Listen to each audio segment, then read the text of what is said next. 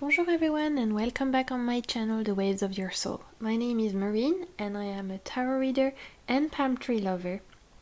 And the aim of today's video is to share my passion for tarot, as I know there's so many of you out there on YouTube who share the same passion I do, who love to look at beautiful tarot decks, who love to support artists who create beautiful tarot decks, and who just enjoy the beautiful art form that is tarot.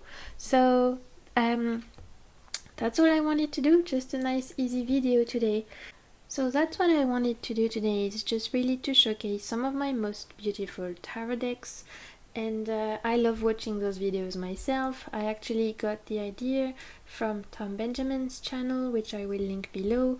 I thought that was a really wonderful video idea to just show everyone what decks we find beautiful, because the thing about beauty is that I think the saying is that it stands in the eyes of the beholder. So of course beauty is subjective to everybody. What I'm gonna find beautiful is not necessarily what you're gonna find beautiful, but that's still why I love watching those kind of videos on YouTube from fellow tarot readers, because I love to know why a deck resonates with someone, how they use it, and why it kind of tugs at their heartstrings or, you know, echoes to their soul.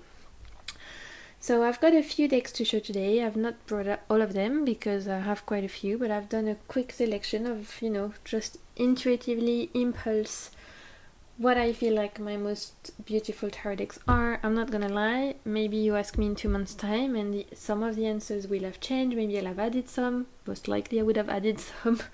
Maybe I would have you know, changed a couple, but I feel like overall those are definitely, today I'm gonna show you the decks that every time I use them, my first initial reaction before I even get into reading is, wow, this is so beautiful. Like the artwork really resonates with me, or, you know, the production quality is beautiful, or, you know, something, or sometimes all of that. I want to point out first of all that I am not super picky when it comes to production quality. So for me, for a deck to be qualified as beautiful doesn't mean that it needs to have fantastic box. I don't care about boxes. For me, I know this is a bit controversial, but for me a box is a box. I don't really care, as long as I can find some way that my cards won't get damaged. You know, I'm okay with it. I'm not super snobby about card quality unless it's like seriously thin to the point where I feel like my deck would be damaged super quick, but I'm not like, of course if it's got nice card stock I will appreciate it, but it's not a necessity for me to find a deck beautiful.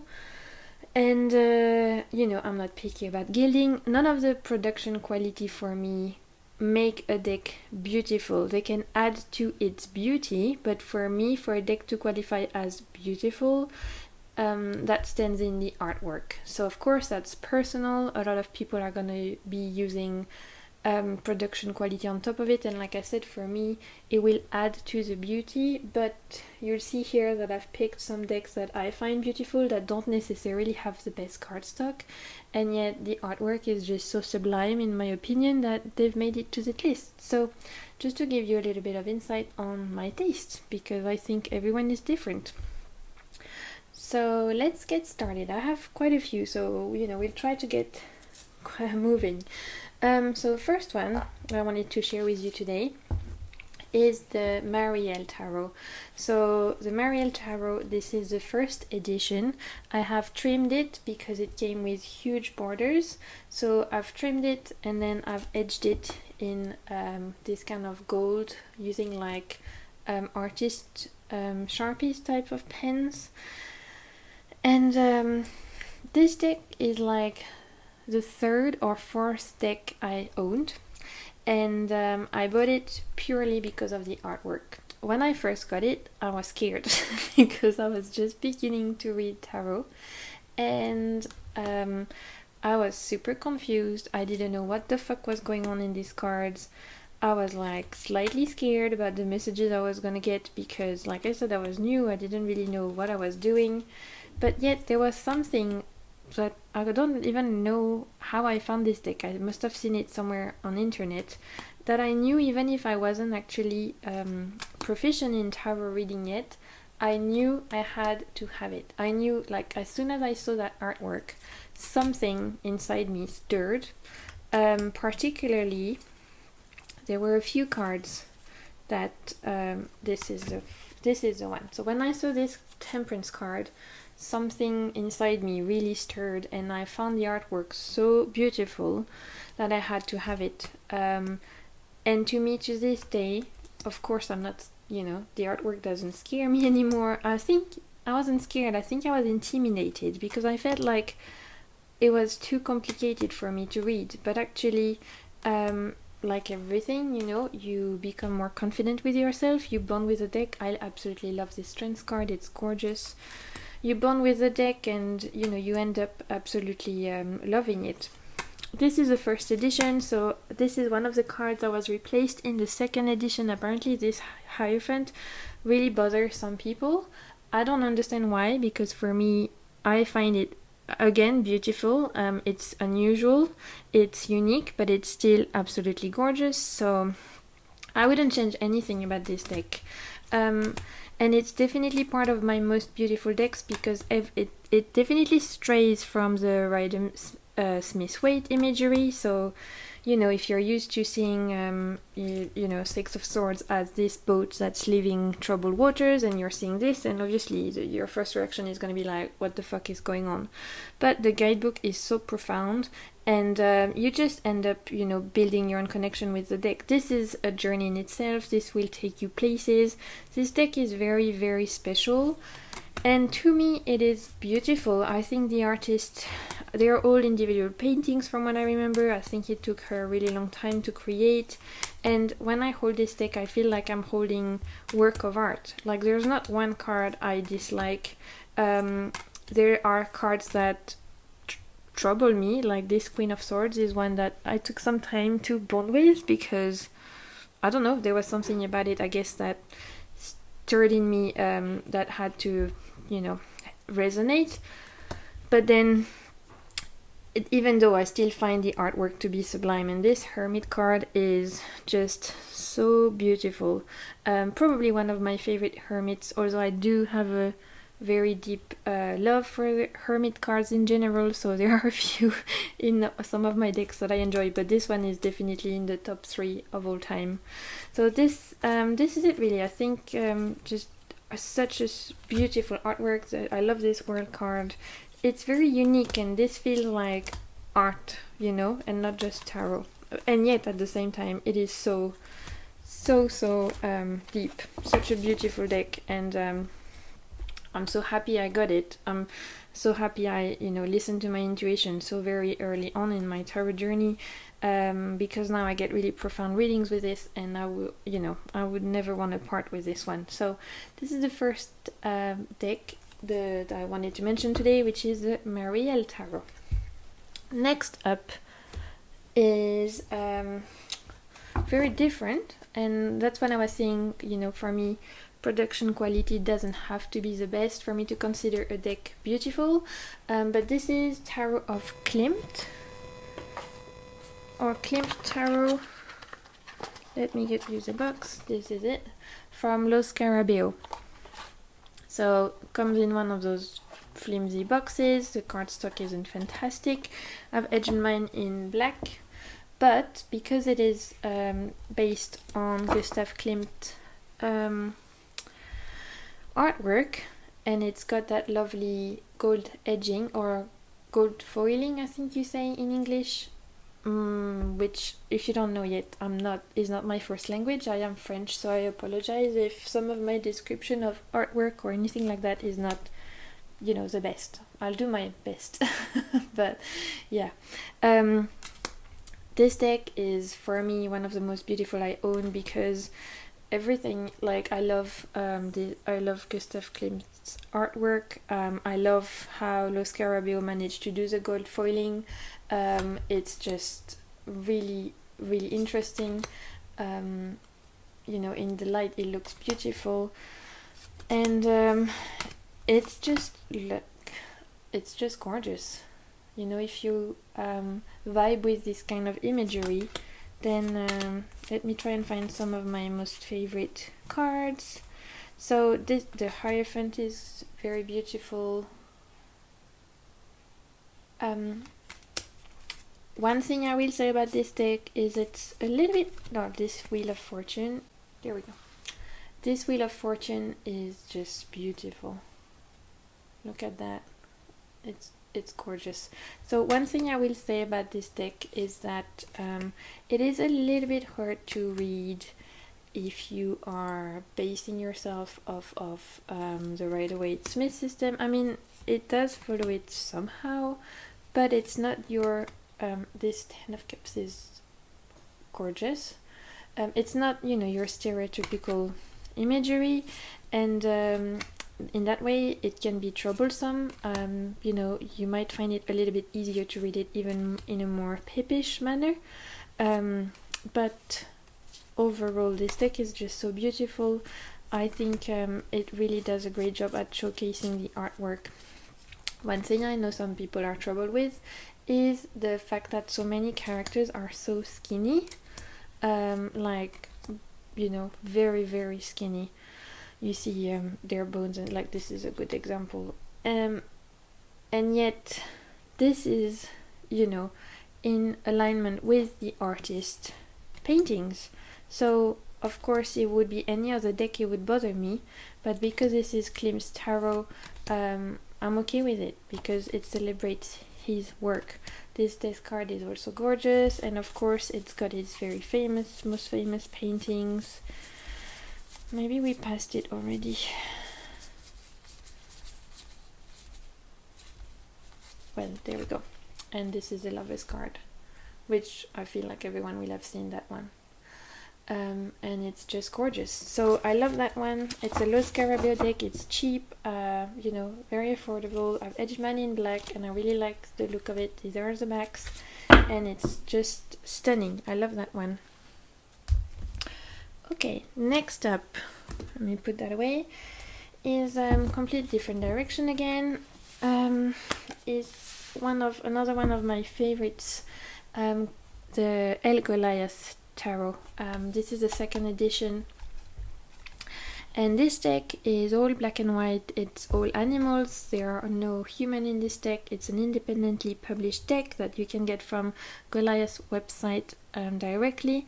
I'll try and put the names, at least the names of the tarot decks below. This deck has 78 cards plus some oracle cards that I've mixed in that you get all together, and it's a very shamanic deck. It's very nature based, it's very wild based, and like I was saying, it's only animals. I believe, and I'm quoting the guidebook here, that Goliath intended this deck to be used for shadow work. Now there's a bit of a polemic or discussion, debate, I would say, along the lines of what shadow work is, and should be reusing shadow work, the term shadow work, when we talk about that kind of working with our, you know, shadows or parts of us that are not in the light in the tarot community right now, because this term was actually coined by Carl Jung and it wasn't intended to be, you know, used in the way that I feel like most people in the YouTube community or tarot community in general use it. However, for me, this deck is definitely well suited for deeper personal growth question, for exploring myself, exploring all of myself, the parts I like and the parts I don't like. It is great to work with my fears. It is great to work with everything that's to do with dream work, my subconscious, any messages I might want to get from, you know, deep work. For me, it's like kind of like working with my ancestors or working with my guides in general, but really I tend to use this deck more so for some kind of deep personal growth, spiritual growth, facing my fears, facing my shadows kind of work. And the reason why is, as you can see from the deck itself, that it's beautiful, that it's very shamanic, very animalistic, very nature-based, and it's very raw. But yet, the fact that it's black and white to me doesn't mean that it's a dark deck, even though, you know, some cards are quite punchy, like this Devil card, which I love, but it's definitely, you know, it's punchy. This deck is also full of light, full of hope, full of beauty, like this Ten of Cups, for example, is a great example. And despite the fact that it might look quite gloomy from the outside, I know some people are a bit scared of it, or maybe find it a bit too dark. I find that in readings it's actually not dark at all. It's just very hopeful, it's very balanced, and it does a great job at showing the light and the dark, despite the fact that it might look you know, on the darker side. And by dark I mean not just the fact that it's black and white, but the fact that it depicts scenes that can be a bit more fearsome or gory or heavy, you know, kind of like heavy hitting, I will say. This is where my English is lacking vocabulary, so I hope you understand what I'm trying to say. Anyway, this to me is one of my most beautiful decks because every single card is beautiful. I would not change this deck 1 second. I think every card is pure artistry. I think Goliath did a fantastic job. He's such a talented artist, and I absolutely love it. It's definitely one of my most beautiful decks.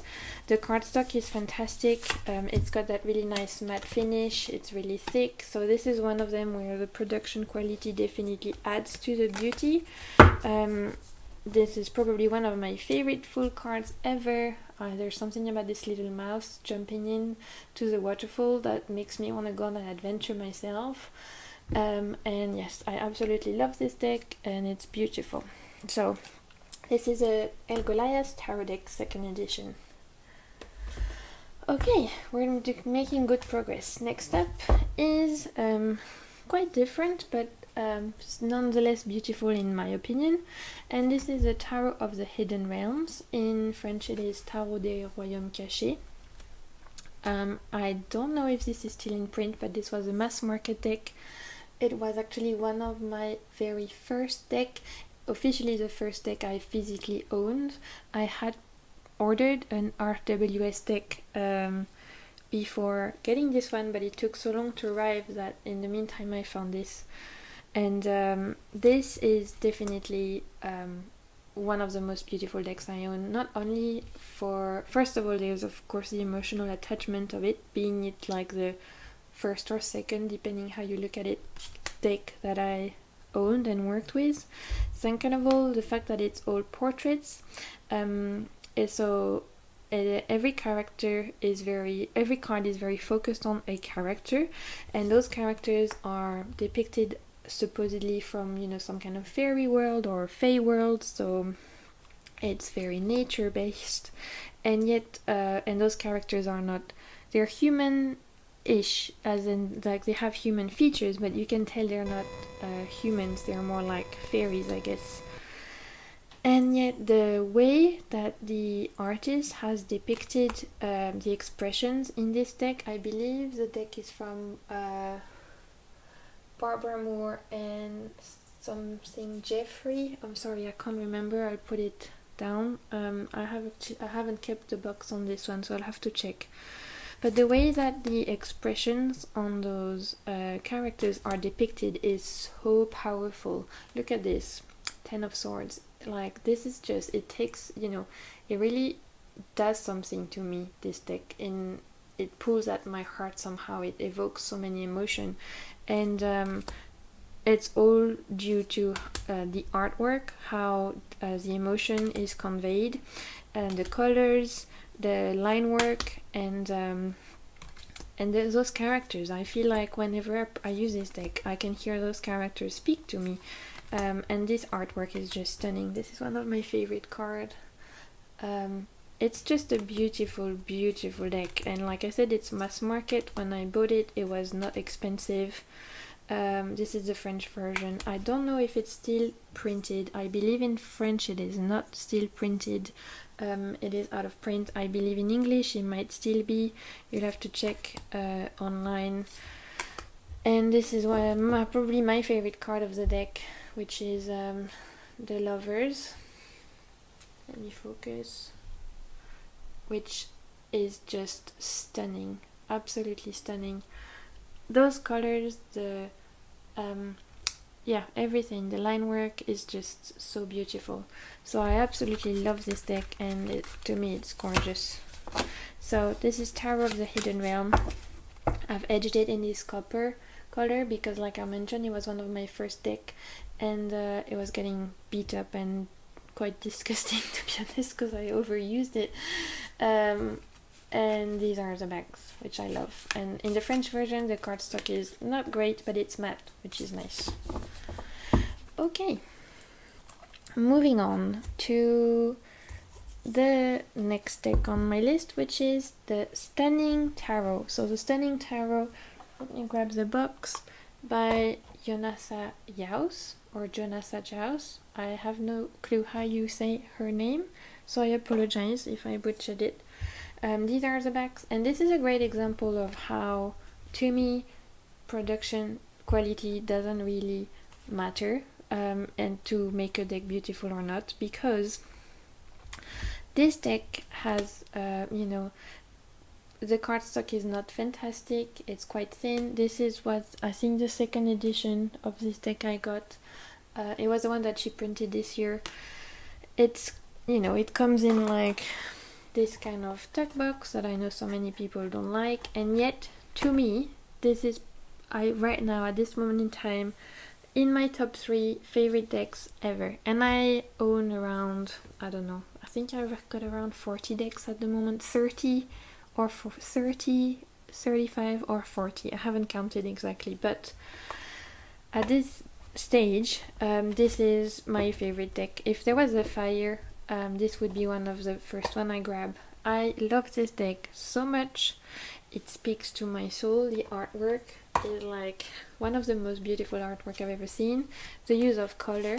First of all, this deck has very limited color palette. It's got pinks, reds, purples and yellow and white and black. That's it. That's all it's got. And yet to me that also adds to its beauty. Like there's something so genius about that.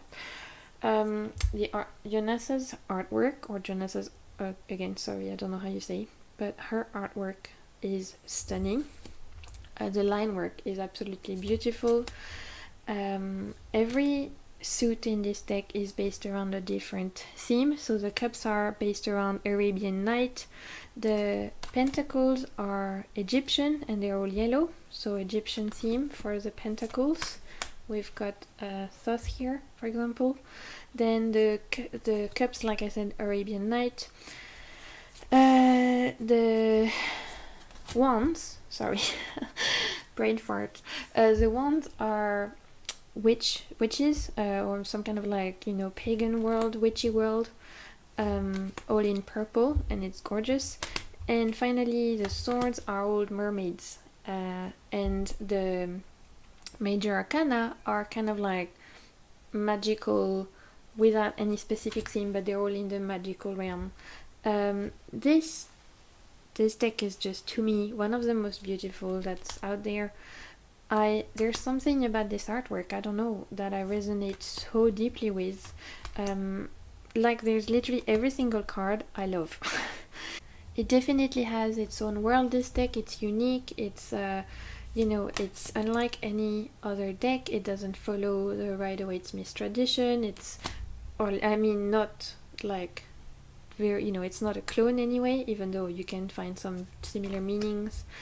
But it's got its own world. It's got its own vibe, and I just absolutely love this artwork. I believe currently this deck is out of print, but as soon as she's gonna release another, because she does small releases, you can find her on Etsy and on Instagram. She's based in Spain. I also have her other tarot deck, the one that's called the Jonasa Jaus Tarot, which I also love, but to me this is the you know, the one that resonates more with me, even though I love that other one as well. This one, I don't know, it's so special. I believe she's gonna re-release a new version of this one soon with better cardstock and some images change, and even though I have this one, I'm pretty sure I will buy the new one because I just want to support her and her artistry, because I love this and I'm kind of scared that I might damage it somehow. I don't have any backup decks in my collection, but this would be the one I would want to back up if I wanted to ever have a backup for one. Did that make sense? I don't know. But yeah, I feel like if I ever have to have a backup deck, then it would be for this one. And I feel like that says a lot about how much I love this deck. So this is a Stunning Tarot by Jonasa Jaus. I need to speak a little bit less because I'm rambling and we're gonna be here for ages. So moving on to this beauty of a deck, which is very, you know, different from all the ones I feel like everyone is different anyway, but you know, this is the, what is this? Oh, sorry, I had a little I had to stop here. Dark Mansion Tarot. So this is an indie produced deck. It's from Taroteca Studio. You can find them on Etsy, I think, or no, you can find them at tarotecastudio.com. I bought it straight from their website. I believe they're based in Eastern Europe, and they publish their own decks. This deck is, the production quality on this deck is stunning. So the cardstock is really thick. It's got that rose petal finish. People call it rose petal, but I live on a tropical island, so I don't know, we don't have much roses. I can't tell you what roses feel like, but it's got that really nice finish, that very soft finish, lovely matte cardstock, so that already is like a huge point bonus.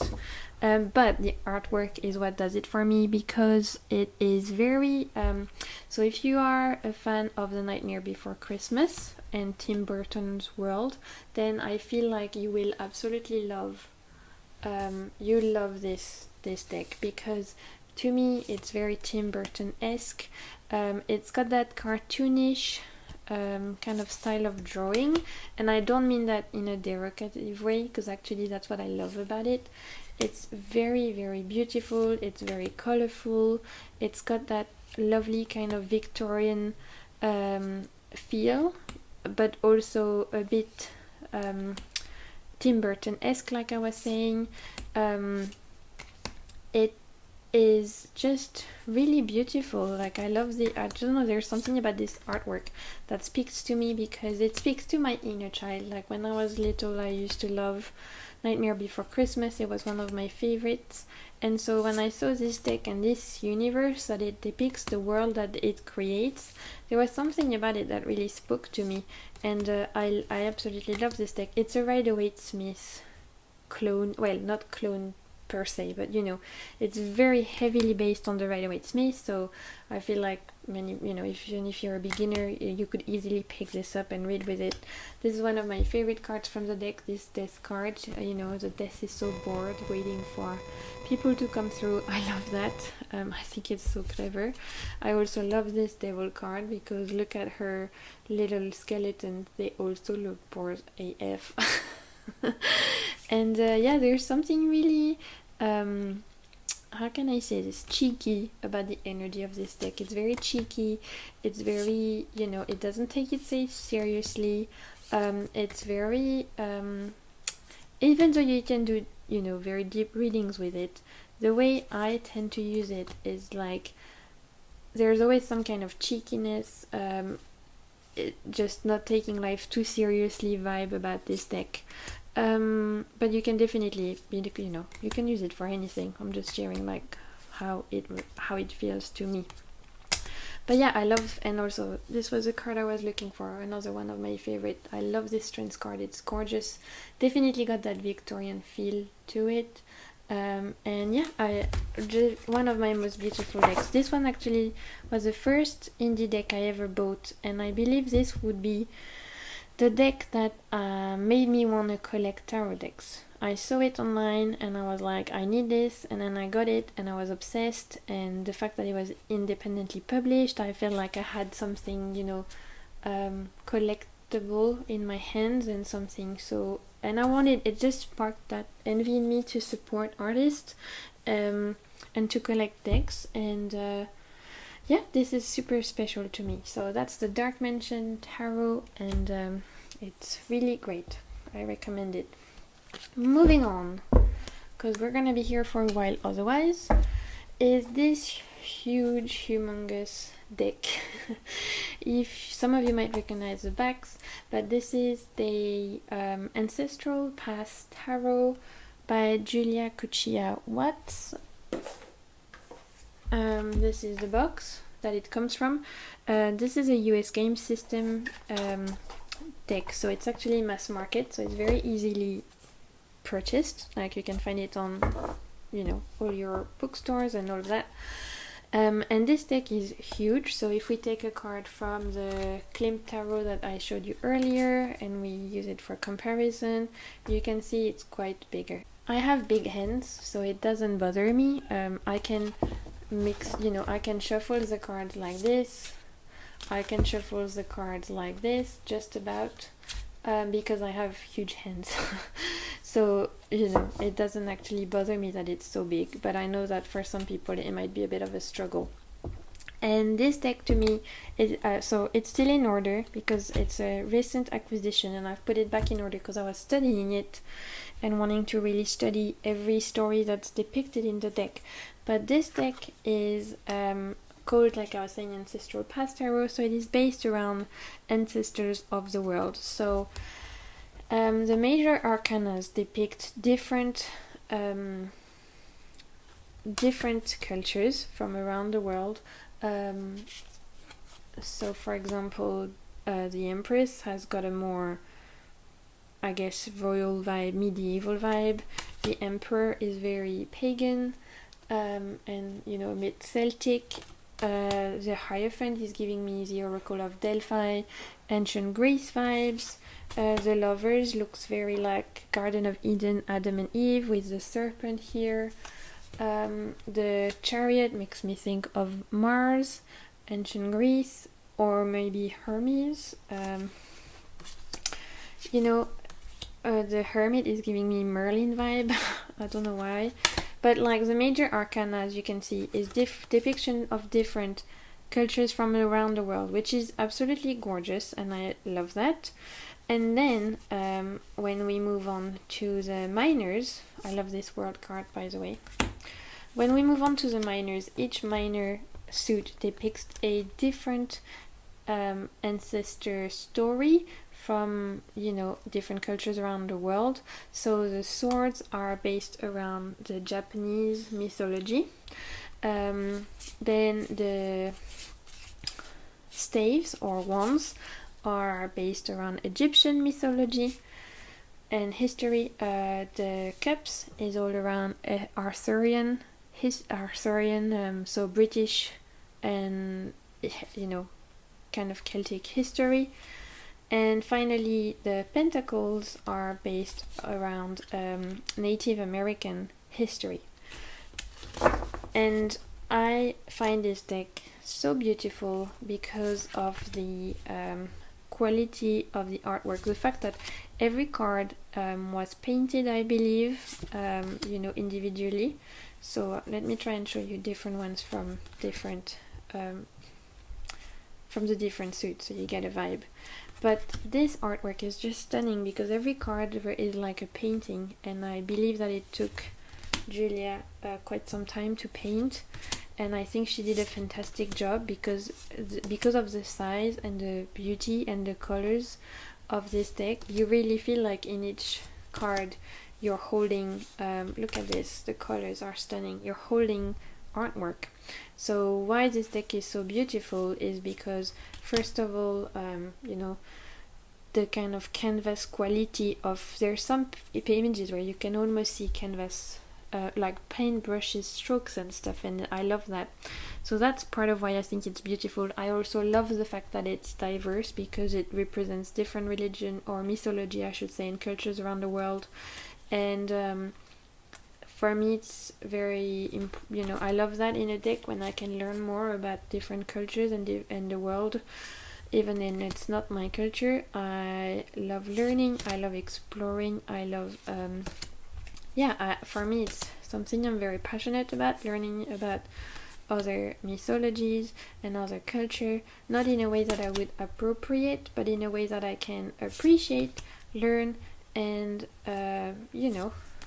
gain knowledge. I think it's important that we get out of our comfort zone to learn more about other people's culture and ancestral past and everything. So this deck is just so beautiful because of the actual work that she's done on the images, and also because of the messages that they can convey to help you learn about different cultures, and also that kind of ancestral vibe that it holds is very, I find it very beautiful. So it's definitely, even though it's new to my collection, it is definitely become a new favorite. And like I said, I'm studying it still, so I need to get more deep. I'm doing some kind of a whole study around it to learn about all the stories in it, all the myths depicted and everything. But this deck is very stunning.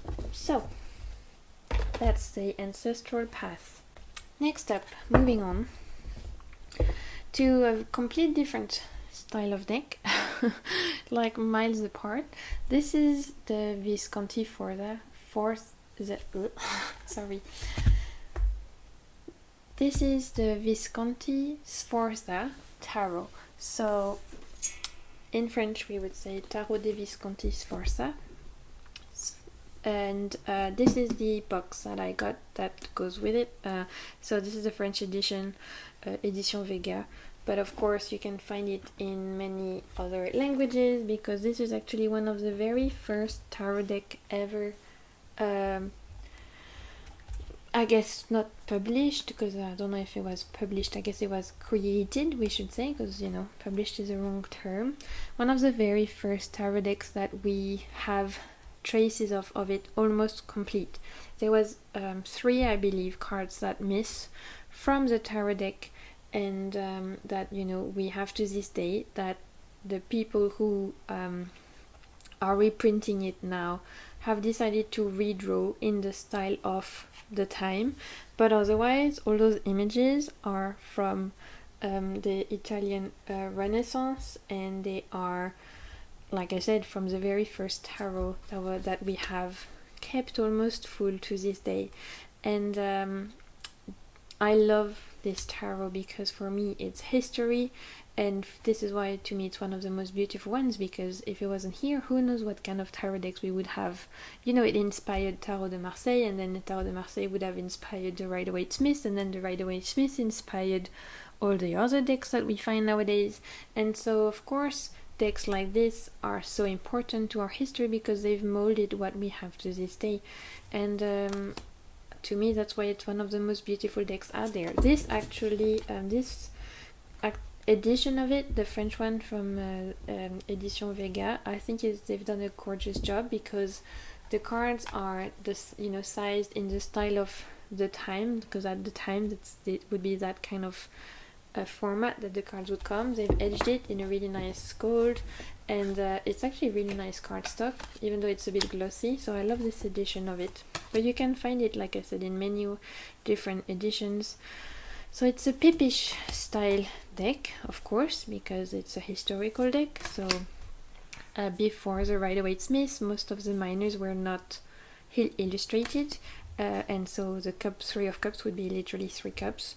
But you've got your major arcanas, which is not numbered, so that for people who like to have strength and who do the whole strength and justice thing, where they would rather have it in 8 or in 11, and it doesn't bother me personally. I don't really mind.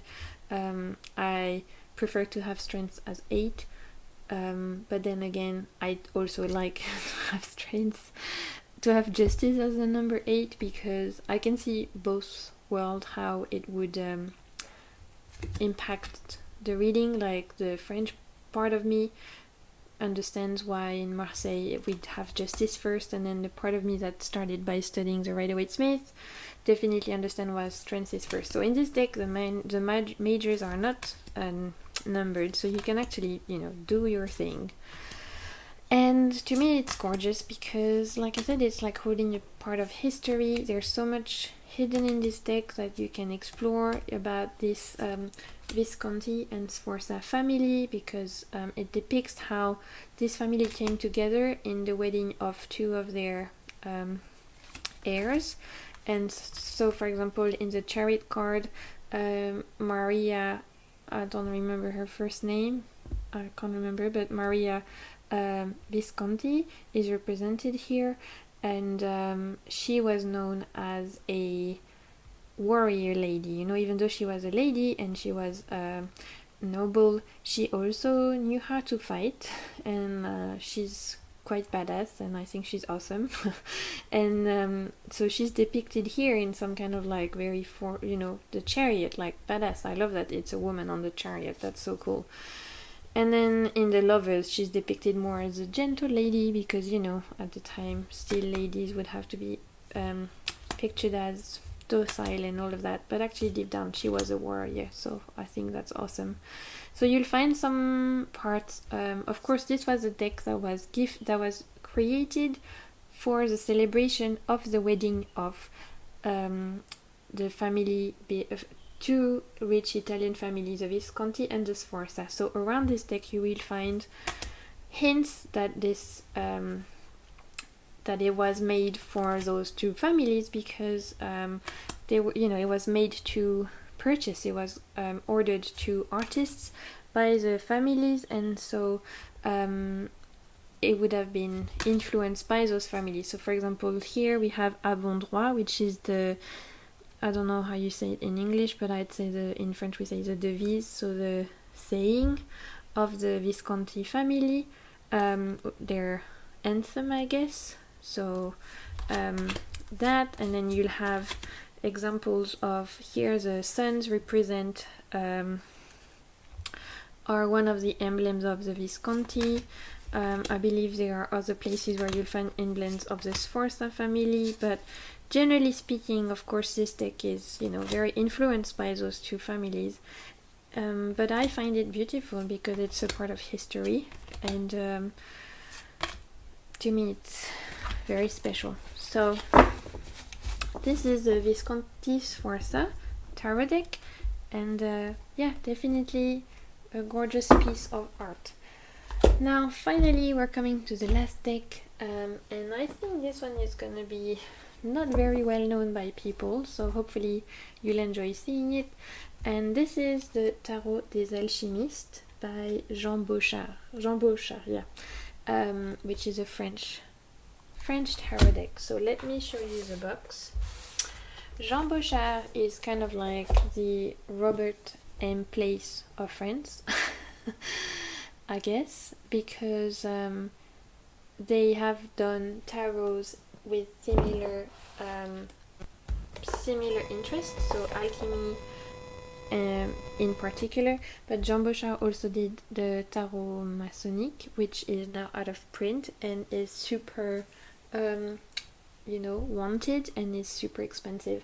But this one, the Tarot des Alchimistes, is an alchemy based tarot deck, and it's mass market for now, so if you want it, get it, because I don't know for how long it's gonna be available, and the day it goes, it will be like some kind of golden, you know, gem to have. So if you want it, I think go for it. It comes with this really lovely proper book that's full of information in French, so you have to be proficient in French to read it, or use your, you know, some kind of translation app, or be proficient in alchemy, because this, like I said, is an alchemy based deck. You do have on the cards the name in French and in English, and this deck is it's beautiful. So this is a recent addition of mine, and the day I held it in my hands, something happened, and it made me feel like I had magic in my hands. Like, this deck to me screams of that kind of, you know, of course it's surrounded in alchemy, in the occult, in esoteric symbolism. It's very deep. It's rooted in all of the hermeticism philosophies and everything from all the eras when alchemy was, you know, a science that was very important for people. And so it's got that very magical quality to it, but also it's very deep, and it's very philosophical, it's very intellectual, and it's just, I don't know. See, I don't even have the words to explain, but this deck made me feel like I had proper tarot in my hands. Like, all tarots are proper tarots, so, but there are some decks that you hold that you feel like you either have a piece of history or you have a piece of magic, and they just have that something special that connects you even more so to, you know, magic, the esoteric, the occult. And this deck does that for me. It stirs something in me that makes me feel like I have something special and sacred. That's what I'm looking for. To me, this deck is very, it's got a sacred energy. Like, it's not like any other deck that potentially I could just pick up and do a quick reading about, you know, what's happening in my love life or whatever. It's just so deep, I guess is what I'm trying to say. So I've just shown you all the major. The minors are element based. So here are the court cards. So it's pippish, but it's pippish in such a cool way. The minors for wands or fire are dragons, which are awesome. Like, how cool. Then you've got the water with those, you know, court cards. So the water suit for cups, and they are all alchemy kind of cups, you know. If you are familiar with alchemy, you'll recognize the tools that alchemists used. Then the pentacles is earth. So these are the suit. There's a lot of like sacred geometry, and it's awesome. And finally, for the swords or the air suit, we have birds. So very pippish, but in an awesome way. And yeah, this deck is just, it was all drawn and created by Jean Bouchard. So it actually took him 30 years for him to draw this deck and to create it, to draw it, and then to write the book. And I think it shows, because this deck is very special, and it deserves its own study, it deserves its own place. Like, it's just something. This is another one that if there was a fire, you know, touch wood, I would also grab, even though it's mass market, but I don't know, it's just it vibes differently, it has its own vibration. So to me, it's very, very beautiful. So this is it. These are the decks I've chosen as some of my most beautiful decks. I hope you enjoyed it. I hope that you saw some decks that inspired you, and, you know, that it helped you get some ideas potentially what decks you might want to work with. If you enjoyed these videos, then please don't hesitate to give this video a thumbs up. Let me know down below in the comments what some of your favorite decks are, as I love to know, or most beautiful. Let me know, you know, because I absolutely love to know what other tarot readers work with and what they find beautiful. And also, if you're not subscribed to my channel, then please don't hesitate to subscribe, as it there will be plenty more videos where this came from. So in the meantime, until my next video, I am sending you lots of good vibes, and keep navigating the waves of your soul. Bye!